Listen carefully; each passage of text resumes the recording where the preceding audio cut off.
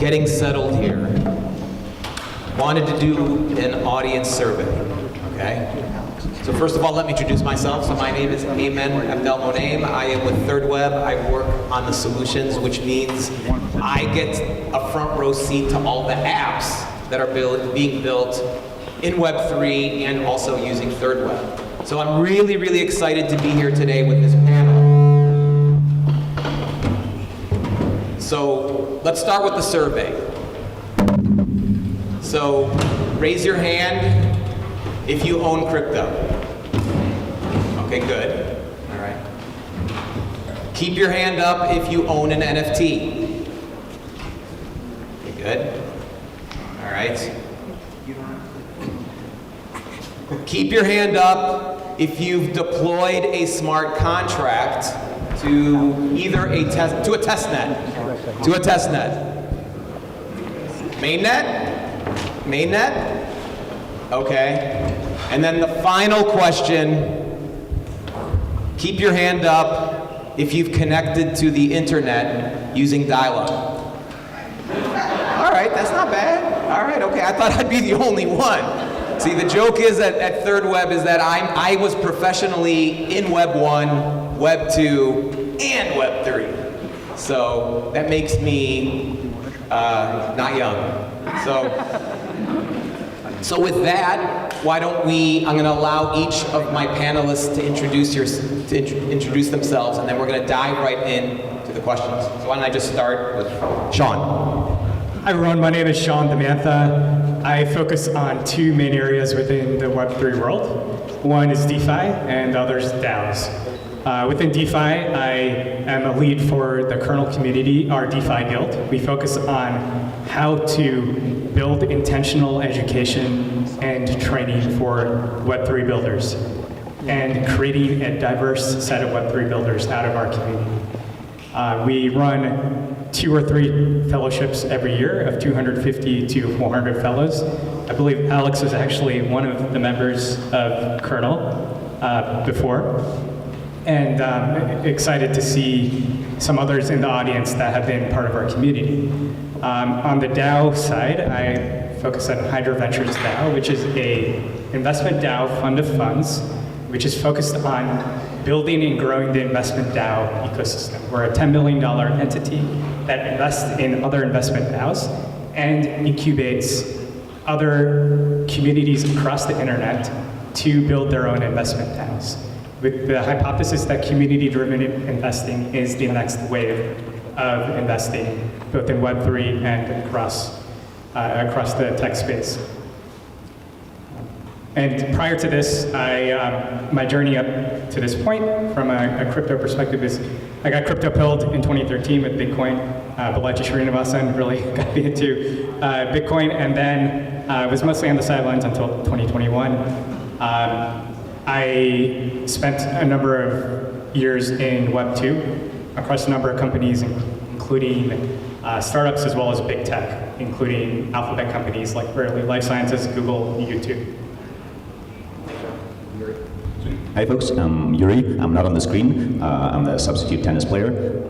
Excited to be here. I've been building for the last 3 years. We're working on Puma browser. It's a mobile Web3 browser, pumabrowser.com or puma.gg if you're too lazy to type. I come from developer relations background and pure mathematics background. So I used to work at database as a service company, Cloudant. Used to work at Meteor.js, if anybody remembers. How many people actually remember Meteor.js? Yo, yay. It was super awesome. I mean, kind of rest in peace, but it's still going. And I used to work at Parse, which was also like a back-end of the service company. So I come to crypto from a developer relations, kind of like developer platform perspective. And don't listen to me for financial advice, because I thought Bitcoin was too expensive at $10. So just, yeah, don't do that. But other than that, from a developer platform perspective, I'm really excited. And Puma is a mobile browser, so on Android and iOS. And in line with Third Web's kind of like dinner announcement of Series A, we have like a little announcement that we've been pretty quiet about, and you would be the first one to know, which is we just crossed 500,000 downloads for our app. Really excited. Congratulations. Congratulations on that, Yuri. Oh, sorry. I was going to say, Kartik. Hi everyone, I'm Kartik. I'm founder of Jumpcut Media. We are a tech-driven entertainment company that collaboratively creates story franchises with communities and where the community has creative and financial ownership in it. So imagine building a John Wick or a Marvel series with the fans and they actually own part of the franchise. I'll mention that we've been working with Disney. We have a show we're producing with them. We have a show we're producing with Amblin, which is Steven Spielberg's company. We have an action series we are launching next week called Uppercut Training Club. It's uppercuttrainingclub.com. That's with Kevin Tancharoen, director of Mortal Kombat series. And the idea is every week he releases a 5-minute video and fans engage, and the story is shaped based on fan engagement. And so he's going to write the movie script and make the movie after the core fans experience it and shape the story with him. So that's the idea behind it. Hi everyone, my name is Alex Masmej. I've been in crypto since 2019. I would describe myself as very crypto native. Like I've only had DAO roles before founding my company right now. The most notable thing I'm known for in this space is that I moved to San Francisco from Paris using my own cryptocurrency that I created. That was kind of funny. And so now I'm here thanks to the people who backed me, and I did a lot of very funny, stuff like people could control my life with this cryptocurrency and vote. That was kind of hilarious. Anyway, so fast forward to now, I'm the founder of Showtime, which is a NFT social app, and so we're trying to find fun ways for people to use Web3. I think finance is quite antisocial, and so if we want to increase adoption, we need to have social graph, stuff that people use, that uses Web2. And I'm excited to be here because I was on Tuesday at a dinner organized by Founders Inc. and Third Web, and I really feel like Third Web is epitomizing Web 2.5. Which, coming from this super crypto native ideologue background, is really interesting because this is the transition that we have to do, is being more realistic than just the super dreamy protocol vision. And I'm so excited about this new, more realistic way of getting to many more users than the current super tiny crowd. So excited. Thank you, panelists, for your introductions. And that's a great segue, actually, Alex. This is all about applications in Web3. And so what we're going to touch upon here is we're going to, hopefully, in this time we're together, kind of what are the words or the themes around Web3 applications, and do a little bit of deconstruction of that. And hopefully at the end of this, sort of all be, have learned something about, how we can apply what we hear today to the Web3 apps that we're working on.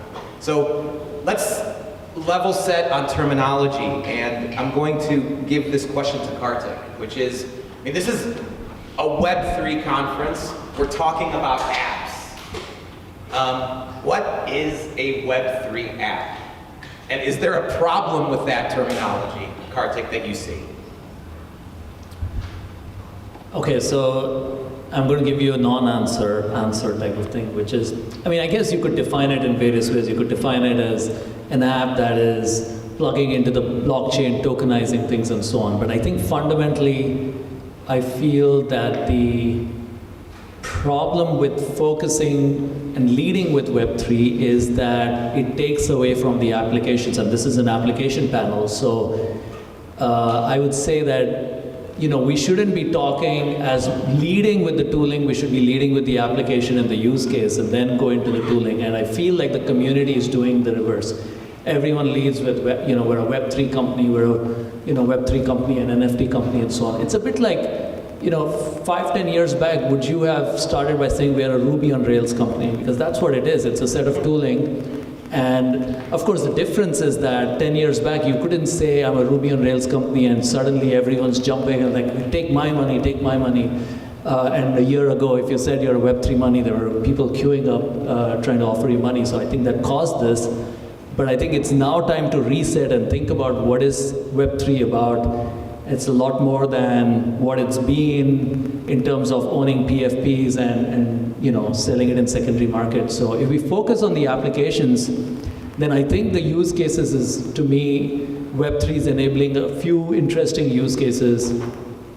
One of those that I care about is around ownership, and specifically ownership in settings where trust has been an issue. And I was talking about Hollywood. In our setting, ownership is a pretty interesting thing. Creators usually leave, somebody else comes, takes away creative ownership, they get nothing, and then there's actually a term for this, which is Hollywood accounting, which is a movie can make $1 billion, and a creator who's supposed to have 2% of it, in the end gets nothing, and why is that? That somehow with accounting they can show in the end that this movie that made $1 billion lost money because they owed their own subsidiary some fees and so on. So I think blockchain to me is all about tokenizing things, bringing in trust, bringing in ownership. But yeah, I guess coming back, I feel like maybe we should focus less on what is Web3, because a lot of these use cases are ones where you still need to lean on Web2. And so there was a period where I was thinking, do we describe ourselves as a Web3 driven or entertainment company and so on, and I decided against it because we use so much of Web2 too. And so I think, at the end of the day, I think a lot of companies, if they focus on their use cases, they can lean on certain Web3 principles and frameworks, but they'll also lean heavily on Web2 principles and frameworks. Alex, I saw you nodding your head over there. You, in your introduction, you mentioned Web 2.5. What did you mean by Web 2.5? So when I'm building this Web3 social media app right now, and I think we discover probably 15 potential startups to be built in the infra space. So I understand intuitively that third web has a massive market to go after. There's so many things being started. And so yeah, Web 2.5 is more there's a lot of tooling that needs to be made to resolve subproblems in Web3, and some use cases do not require the full Web3 self-custodial vision. Like for instance, right now, if you want to claim an NFT on Showtime, we make it free, we make it as user-friendly as we can, but you still have to sign a transaction in a wallet. That's annoying because extension in wallets, it's a whole new surface area of potential bugs, potential confusion for the user, and then we're realizing, we're working on this right now, that we can issue with our backend, so totally Web 2, we can issue NFT. And issuing NFT in a centralized way is actually fine, because once you receive the NFT, you have the full ownership of it on your wallet. So why would you need issuing to be decentralized like it is today? You don't need that. And so if we initialize transactions from the backend, then all of a sudden, this is a Web 2.5 thing, which is super easy. You click on claim, it's you get your NFT, and we just solve the problem with the backend, not with the blockchain. But at the end of the day, you get your NFT, you keep the self-custodial benefits, but issuing is actually maybe fine even for a social network. You want to delete your data, or your Snapchat photo disappears after a day, it's a feature. And so maybe actually having some back-end controls over data of people will be much less scary, and in many use cases beyond finance, we probably need Web 2.5 solutions. So there's some really smart people that I see on the internet that talk about, hyper protocols or protocols, and the money is in protocols, it's not in apps. Yuri, I'm curious, your thoughts. When I say protocol to you, is a protocol an app? Is it different from an app? Yeah, that's a good question. I think, how many of you remember the term fat protocol thesis? We have 3 people. High level, the idea is that most of the value accrues on the infrastructure kind of protocol token level, and very little accrues on the application layer. And that's been predominant, I think, folks at one of the venture funds wrote that thesis in 2017, 18, and it's been predominant for the next few years. And I think now people are realizing that user experience actually matters, and having people use your app actually matters. And Anthony from DoIDX is we don't care which chain or other things, we'll spin up our own Cosmos chain because that's best for the customer. And so I think focusing on actual humans and people using your product is really important. And so one of the reasons we started Puma is I was playing around with a lot of different protocols, and it was impossible to demo it or impossible to play around with it. You need to spend half an hour as a pretty sophisticated engineer to get somewhere. And so I've seen enough technology die when people just can't use it or can't play around with it. And especially like back when we started in 2019, nobody was talking about mobile adoption or nobody was talking about interoperability. So I think the way we look at it is that it's really important to focus on the people. And a little bit back to the question of what Web3 means to us, to me it always meant control and kind of agency for you as a human, as a user. Because internet, since you've been using dial-up, it kind of like turned out to actually like be an important part of our day-to-day lives. And the web browsers turned out to be like a window in that world, which is kind of important. And to this date, most of the funding for that is coming from Google, and like Google basically owns web browsing experience. And you're not their customer, you're kind of a byproduct. The advertisers are their customers.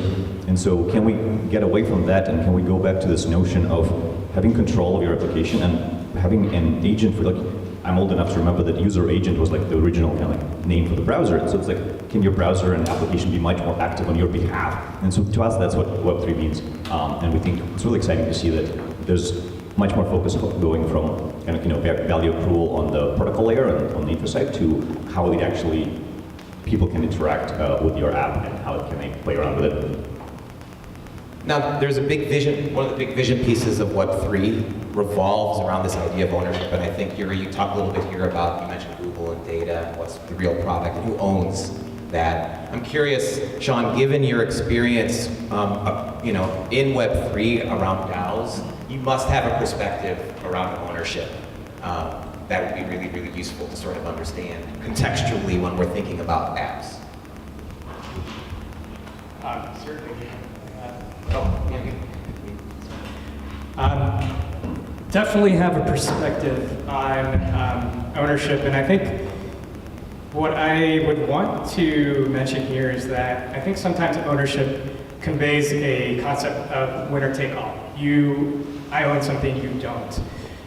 I think perhaps healthier way of looking at this is in terms of everybody owns their own signature, their own unique footprint on the Web3 economy, and they typically have control over this with their wallet, self-custodial wallet.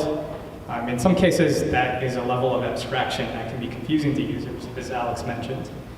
Maybe there's Web2 Rails which can help with that, but shared ownership is a critical part of how we think about everything from governance in DAOs, which you mentioned is something that I do focus on. How do we enable shared decision-making across various protocols and apps? How do we enable individuals to create shared meaning through their signatures? And what I would want to introduce is less of I know that there's a meme out there, Web1 read, Web2 write, Web3 own. I would rather say Web1 read, Web2 write, Web3 sign. And Web3 sign. And I think the signature is an incredibly powerful metaphor that we are trying to really convey at Kernel, which is this idea of reciprocal relationships. So it's not just a winner-take-all relationship where I own something and you don't. We together sign our own ownership, our own footprint on this protocol, this DAO. We sign the shared governance of this DeFi protocol. We sign the shared ownership and meaning of this NFT collection and community. So I caution in using the term ownership because I think of the zero-sum nature of that. And I think if we think about the signature economy, and that's something that we think about at Kernel, a lot, it's creating a healthier and more reciprocal relationship, an opportunity to show that users have and can provide their footprint within this Web3 landscape across the number of dApps that exist, DAOs, NFTs, protocols, and the like. So we've talked about the definitions, we've talked about protocols, we've talked about ownership. We have to talk about community, right? So I'd love, maybe Alex, starting with you, if you all want to kind of give, sort of some of your thoughts about community, the social graph, the implications, what you see different, in this sort of, in employing these technologies versus what we've had up till now. Right. I wrote this blog post on future.com, which is like this blog post by Anderson Horowitz, which is like, I think right now everyone in crypto is really excited about DAOs. Like, you know, there's friends with benefits, there's freelance collective DAOs to learn smart contract engineering or design and stuff. And it's because there's like this, you know, very tiny, super, like correlated, super dense neural graph of people. But I actually feel like creators, and so like starting centralized first and then going decentralized with the community is gonna be mainstream before DAOs. And so I had an early taste of it with my own cryptocurrency as an entrepreneur. But I think for creators, the fact that they can control Web3, create their community with one creator, because creators are just much more popular than actual DAOs and super flat hierarchy type communities on the internet, and I think they will go mainstream before. And once you have a community that can be empowered with Web3, creator will soon like decentralize towards more community, collective, etc. And so I would say like my hot take on community is like the same way we should do progressive decentralization and have this kind of like Web 2.5 like culture that's brewing in SF right now, in SF Web3 world. I feel like focusing on the creator, having a strong connection with NFTs, tokens, Southbound tokens, which is a new primitive of like non-transferable stuff, which is purely about social value and not financial value. I feel like from there, community will be created.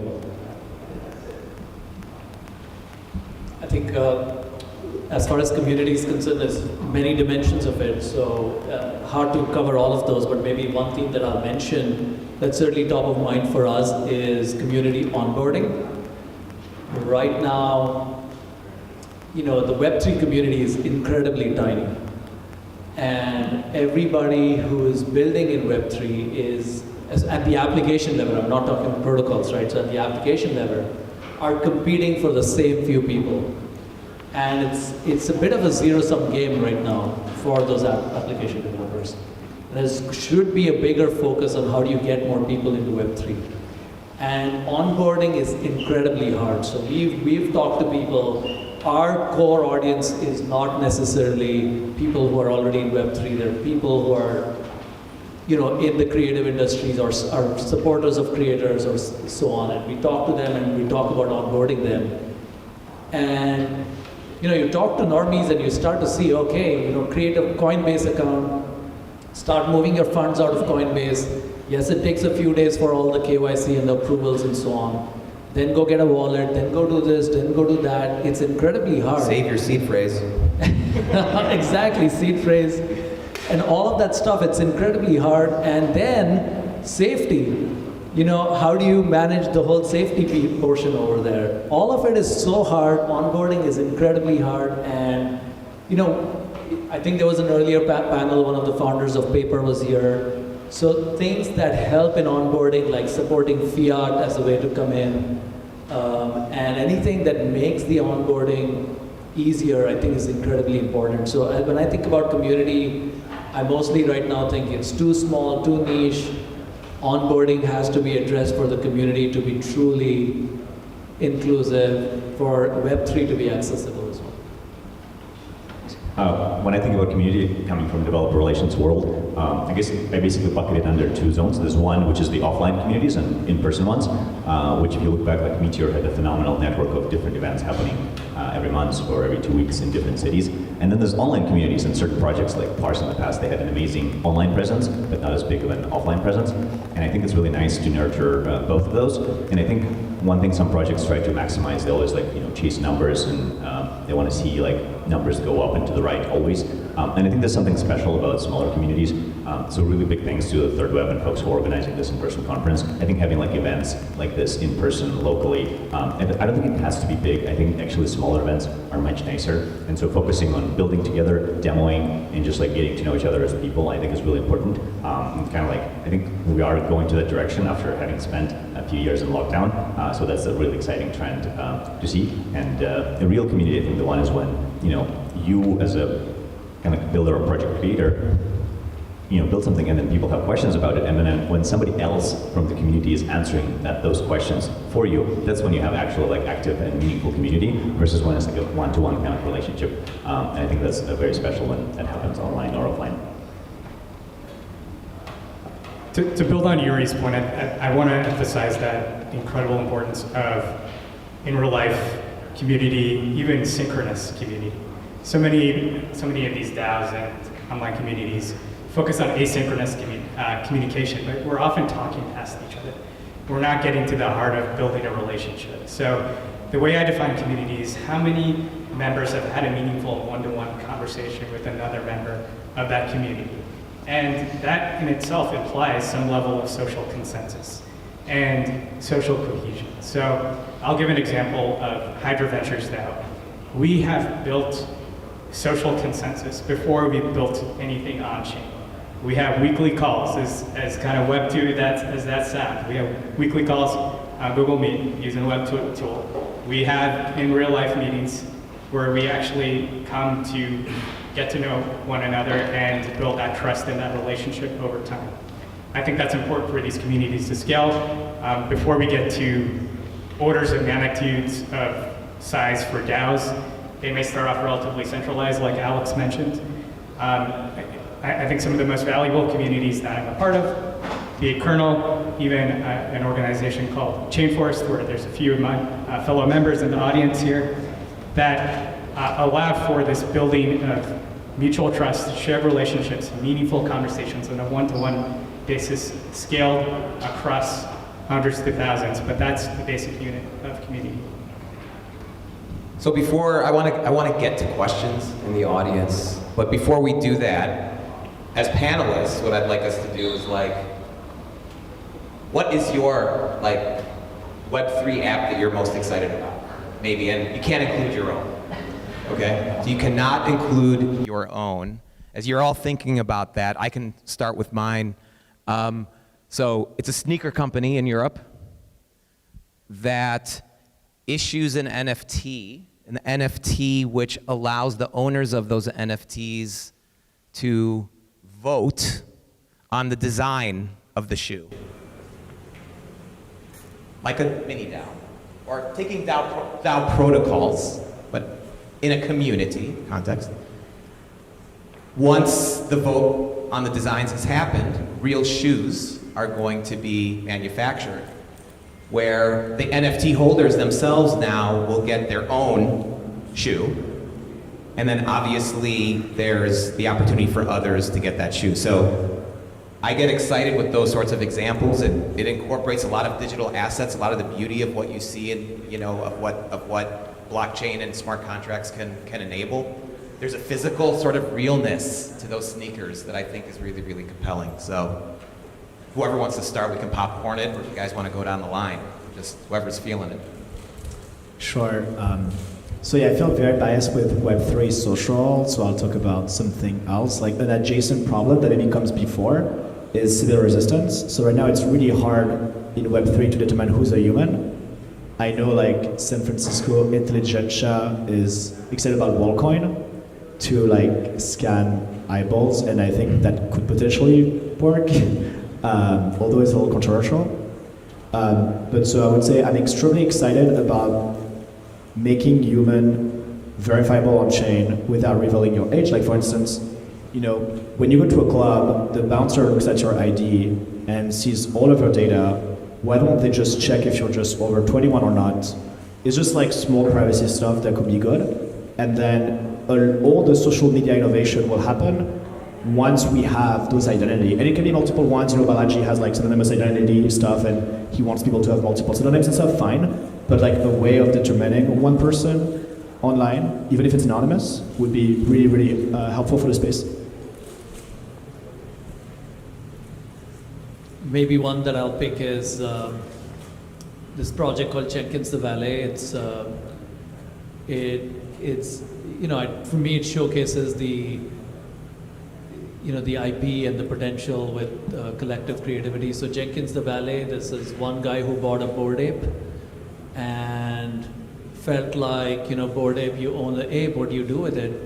And so he said, hey, I want to create a whole story around this ape I bought. And so he came up with a story of Jenkins, who's a Bored Ape, who's a valet at the Bored Ape Yacht Club, and then started writing stories on Twitter. People got interested, so then he did an NFT, and a bunch of people came in, and then they started working on a story together. all people voting on story directions, people contributing stories. Then they started inviting professional writers in.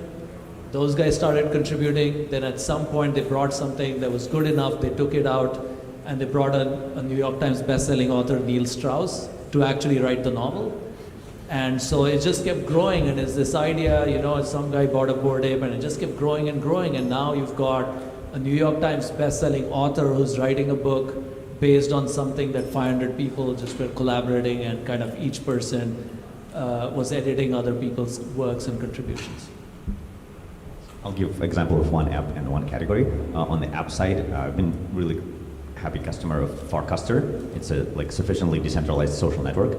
Right today it looks like Twitter, but it's like a much smaller community, and back to the point of communities, it's like a nice, very curious group of people. But there's also a lot of things on the protocol layer that they're doing that could be like extensible, and it's also, unlike Twitter, there's a lot of control you can have on how things work, and I think that's a very exciting direction. And then on the category side, I think gaming is really interesting, and I used to game as a kid and as a teen growing up, and then since lockdown, I've been playing more games. I'm actually really curious if it's possible to create a DAO and maybe buy the Witcher 3 universal IP and franchise, because Witcher 3 I think is a masterpiece of a game, and so I think Web3 games are going to be very exciting. In line with that, we even have a short domain, Puma.gg, which we're so excited about gaming. I think it's a very fun category, and people together having fun, I think is a really important component that we sometimes forget about. So I think that's a really interesting direction. Big Farcaster fan as well here. I would say a category I'm excited about is the intersection of DAOs and investment DAOs with real life industries. So one example of that is the DeSci industry, another is the refi industry.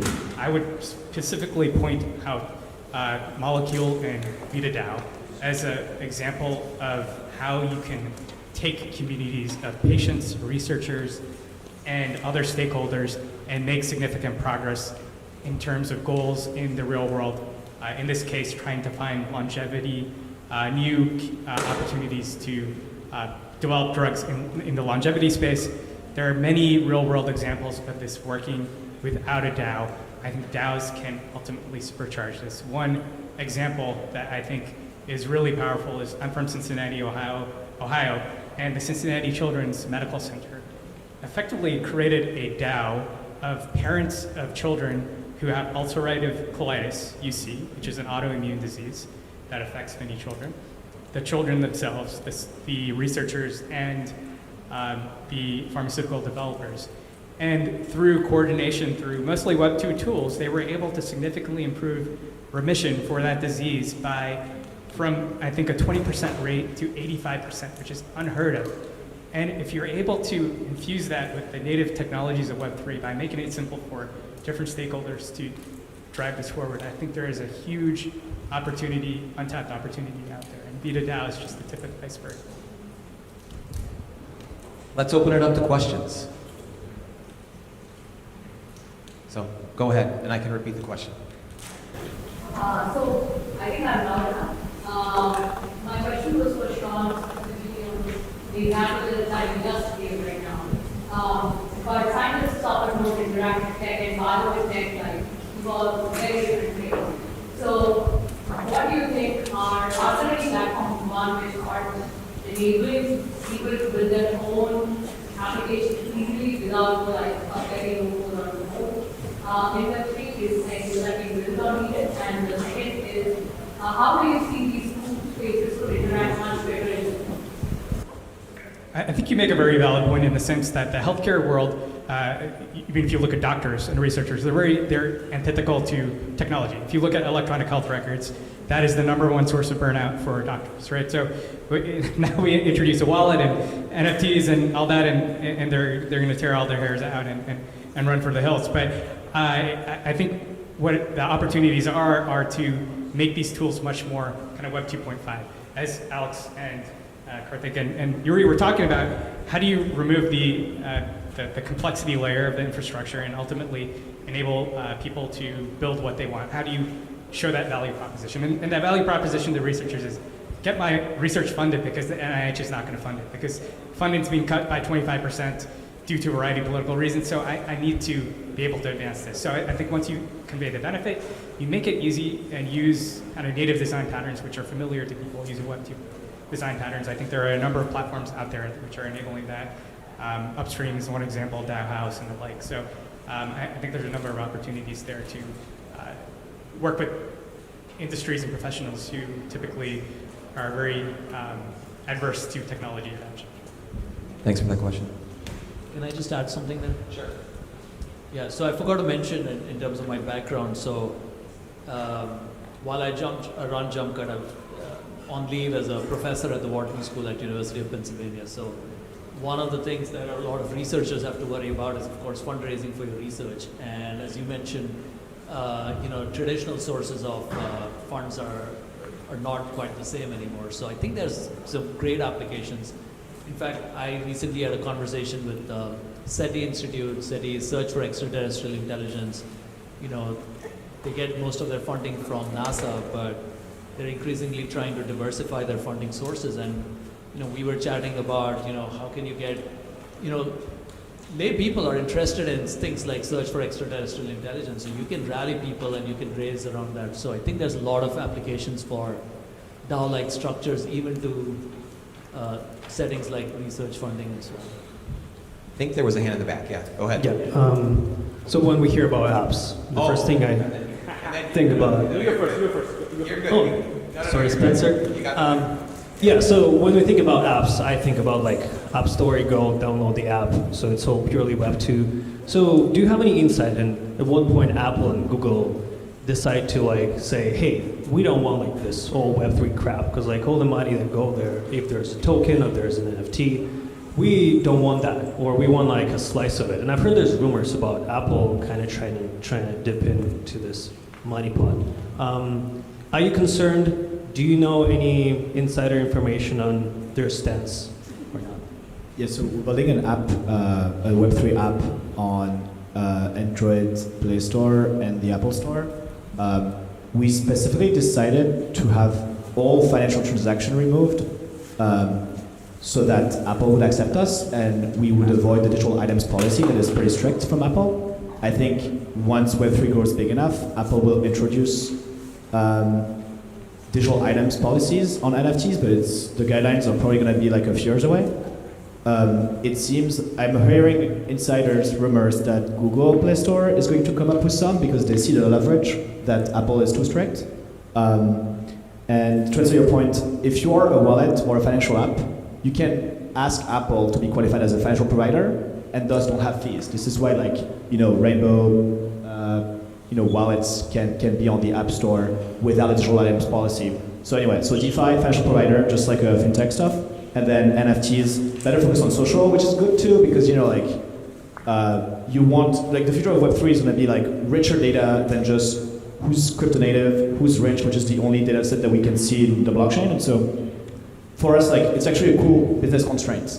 It forces us to be creative and to have traction, not because people want money, but we know money will creep in, as always in crypto. So anyway, that's some answers. I don't have, quick note, I don't have insider info, but one, I think it's one of the biggest battlefields to come is the Play Stores and App Stores, and what's going to happen with freedom and how much control people have over their devices, over their data, over their financial lives and other things. But two, it was really sad to see how many people were dunking on Solana phone efforts because a lot of them, let's say, own a lot of other token, and we're all builders, and it's really funny to see in the Web3 space when people dunk on other builder because they hold a different coin and they advocate for using the status quo, monopoly provider of Apple. They're like, oh, Solana has no chance against Apple or Google. It's you got to support the builders. So I think it's exciting to see new phones, and I think there's going to be an opportunity to create a phone. Some people push us to have a Puma phone where you have your own app store and other things. So I think we might see that, and Facebook felt infallible for many years, and nobody thought that's going to be off-rooted between Instagram and Facebook. But then TikTok rolls up and just completely carpet blanks everybody. So yeah, that's just thoughts. One other thing to add there is look, the disruptors are not necessarily going to come from big tech, and if you look at the NFT marketplace landscape right now, the biggest story over the last few weeks is SudoSwap, and how NFT finance is starting to take over daily volumes of centralized marketplaces. So I think you will start to see innovation and growth in areas that you won't necessarily assume may take the form of traditional marketplaces in Web2. Now you can ask your question. Follow-up question for Alex. Alex, where do you see social tokens going? I mean, it was really cool how you came out here to SF. Just wondering, any lessons learned from that, and any next evolution of social tokens? Lots of lessons, so many lessons. I think the first lesson is when I did my token, I didn't have much money, so this is why I wanted to crowdfund in an original way. And so I raised this money, $20,000, which is not much, but it was the first person to do this. So I had massive media coverage. And two things happened. There was one set of people who were like, this is like Black Mirror, this is like unlimited servitude, like this is super bad precedent on someone who's like gonna give some part of its salary. So like basically, I have not enough control. That would be like the fear and criticism of the Alex token. The second one was more crypto native who were like, you don't respect the values of trustless DeFi. You have too much control. This is like an ICO. You're gonna scam us again. So the other criticism is you actually have too much control. And so I thought a lot about basically how to have like a recourse structure, something that could be more provable and that can be on-chain, but also quite user-friendly, hence the Web 2.5 trade-off. But so it's very interesting that that was one learning. So many other learnings, honestly. I think, long story short, I want to introduce some ideas of social aspects in blockchain, and I think NFTs is much closer to the ERC20 that I launched back then, because frankly back then like NFTs were not a thing. Like OpenSea was making maybe like 100K of volume per month, which was nothing. You know, people kind of like ignored OpenSea at the time. So like I would have changed a lot of things, and so it would probably be, the NFT world is very exciting and social right now, much more than ERC20, because you don't get the price sticker, the psychological price sticker. After, like, people ask me like, oh, like your token is trading down or up or whatever, like, it doesn't really matter, like, it helped my goal. I'm here because of all the backers that backed me, and I'm so grateful for them. They kind of changed my life. It's, so I'm very grateful. So yeah, lots of learnings. Happy to talk to you more. There's a couple articles also that I wrote about it, but yeah. Yeah, here in the front. A question about Web3 social, and so I guess it's social about having people use your app. So what's the first thing that attracts people outside of Web3 into a Web3 social app? And what's the biggest thing that keeps them coming back? The questions are on Web3 social apps and what's the special sauce, the way I would describe it. Yeah. I can answer, but I mean, I've just talked. So right now, frankly, nothing. I would say, as Shawn and Yuri mentioned, Farcaster is the probably best Web3 social app that we have today. But Farcaster is a little bit like Clubhouse early days, right? It's like, it's only cool today because it's like the early Clubhouse community, so like tech, you know, interesting investors in the same thing, and the value of this community is very interesting. Two things cool about Farcaster is one, there's some apps getting started because people are taking that tiny social graph and creating adjacent apps. It's the first time everyone has done this. Like, you know, TweetDeck and Twitter were like killed.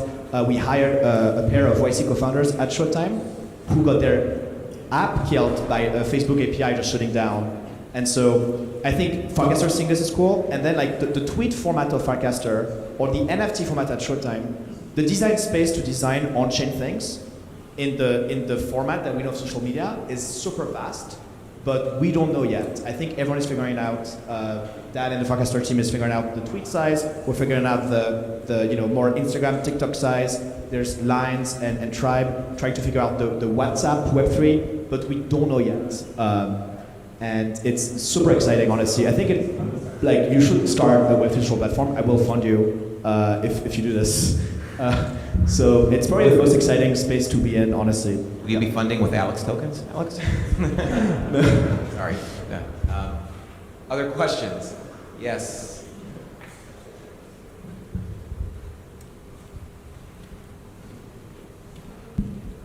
You all talked about converting Web 2 users over to Web 3.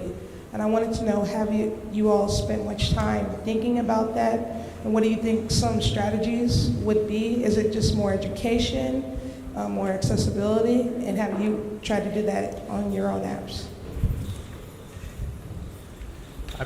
I'll chime in here quickly. The biggest need I would want to serve is safety and security. Right now, I feel like that is one of the biggest deterrents for Web2 users in engaging with Web3. The amount of PR volume that hacks and scams and frauds has over actual beneficial use cases in Web3 is probably an order of magnitude. There's probably 10 times more PR for all the different different DeFi protocol hacks and NFT scams and things like that which happen. And if we can build that confidence for Web2 users through better wallet protection, better assurances that they don't have to think about, that they don't have to think about it in the Web2 world.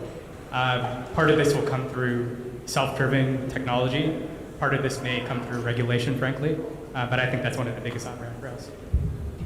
Yeah, just adding to that, yeah, I mean, we think about it. I mean, one part of it is integrations. So thinking about what integrations help increase accessibility. I mentioned earlier, you know, we have integrations with Winter, Paper. These are all ones where people can buy in using fiat, and they help onboard people onto wallets and so on. Education is a huge one, but it's hard for individuals or individual companies to solve.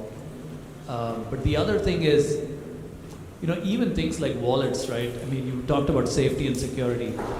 Why is it that when I'm signing a transaction, you know, wallet doesn't even give us enough information on what are we actually signing, you know, details of the transaction itself. We have to do all the research. We have to look up the smart contract and all of that. So I think some of it is solvable not by the application companies, but by, you know, like MetaMask and other wallets should actually be solving some of these problems, which seem very solvable to me. I mean, not that you can solve all of the security problems, but you can solve many just by building better user interfaces so I know what I'm actually signing and what is this contract asking me to do, or this, you know, are they trying to take away NFTs? What are they actually trying to do? All of that stuff. I think to me it feels very solvable, but out of the hands of individual application companies sometimes. Yeah, great question. Something we think a lot about. And I come from a family of teachers, so to me education is just like a component that I always am excited about. It's a very noisy space. One of the things we want to answer is like when you download Puma and you open a new tab, there's going to be a list of suggested resources for you to get up to speed on certain crypto projects. And also like we predominantly, like it was kind of frowned upon early on when we started, but we actually like don't fully allow you to do certain things. Like our view is that it's best to start with micropayments and things that you can like have a very controllable impact if something goes wrong, versus I think a lot of companies rush to controlling millions of dollars of people's money and then they lose them when they get hacked. So I think it's very important to have responsible kind of like on-ramp and ramping up the scale of operations that you can do with a product. And for us, it's also like a lot of people come to use Puma for privacy and speed, and not necessarily for all the Web3 features, but some people come for that too. So I think it's important to have the balance of the two and not pretend. I think a lot of people, like some people in crypto live in the world where like nothing else exists. There's no existing world. There's only crypto. And I think it's important to be mindful that there's an existing financial system, there's an existing tech system, and work with it rather than try to pretend it doesn't exist. Any feedback you have, we would really appreciate it on Twitter or Discord or other means. I'm HTML5Cat on most platforms. Thank you so much. The only thing I would add, you know, we did a drop, and you know, last year was one of the biggest on Polygon with 100 Thieves, which is an esports team, a lot of people if you're into that. And what was very interesting about their drops, over 700,000 claims, they never once mentioned the word NFT. It was a digital collectible commemorating the championship that was won for the fans. So I'll leave you with that. I want to thank our panelists today. If you help me in just like, you know, thanking them, and thank you all, audience.